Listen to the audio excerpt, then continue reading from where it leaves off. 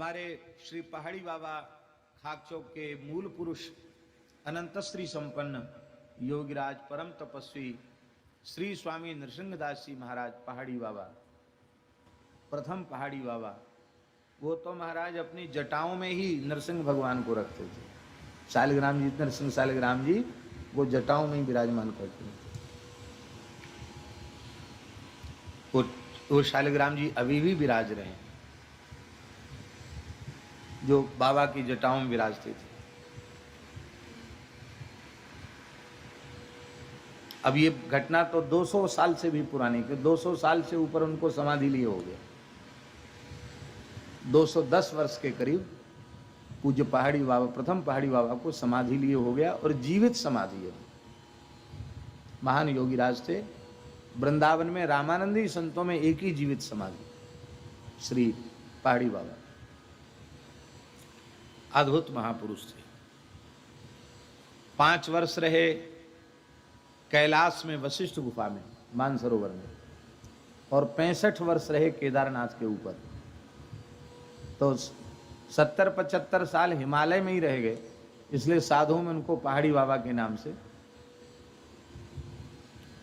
उनमें उनकी प्रसिद्धि हुई। वे ही फिर आए तो वृंदावन में यमुना जी के पुलिन में, उसमें जंगल होगा, 200 साल का कैसा वातावरण होगा, वो जंगल में विराज गए।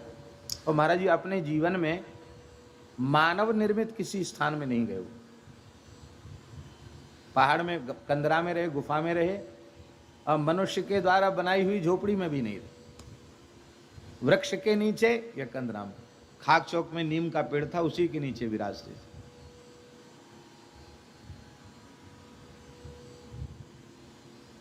और हमने अपने गुरुजनों से तो ऐसा सुना कि किसी ने उनको पैर फैला के लेटते नहीं देखा, हमेशा बस धूना पर बैठे, अखंड धूना। मूंज का आड़बंद, मूंज का यज्ञोपवीत, मूंज की ही कौपीन, और धातु का स्पर्श नहीं, वस्त्र का स्पर्श नहीं, कंचन कामनी का स्पर्श पूरे जीवन में।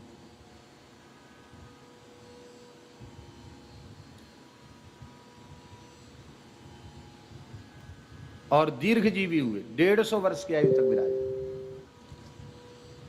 और फिर कार्तिक पूर्णिमा कोई महाराज जी उनका जन्म था, और कार्तिक पूर्णिमा कोई झरा भंडारा किया, 84 कोस ब्रज का झरा किया, और झरा करके जीवन में एक ही बार कहा था उन्होंने कि हम झरा करना चाहते हैं। सब लोग इकट्ठे हो गए, झरा हुआ।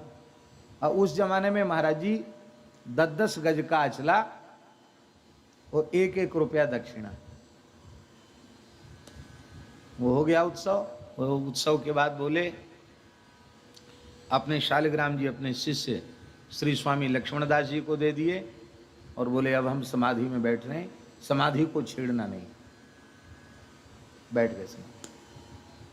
तो तब से लेकर अब तक लगातार कार्तिक पूर्णिमा का उनका झरा होता है, वृंदावन का झरा।